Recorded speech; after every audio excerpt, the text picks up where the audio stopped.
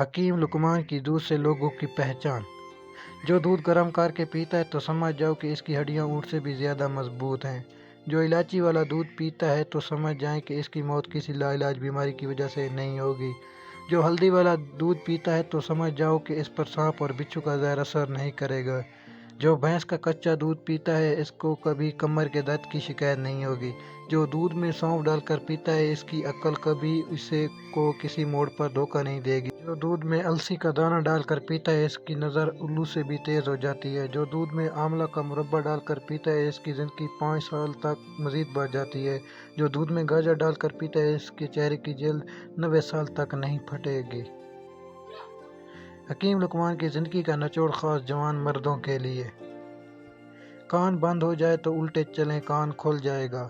کچا کیلا دودھ میں ڈال کر کھاؤ کمزوری نہیں ہوگی۔ کالا نمک چاٹ لو 70 سال تک گلا بیٹھے گا نہیں۔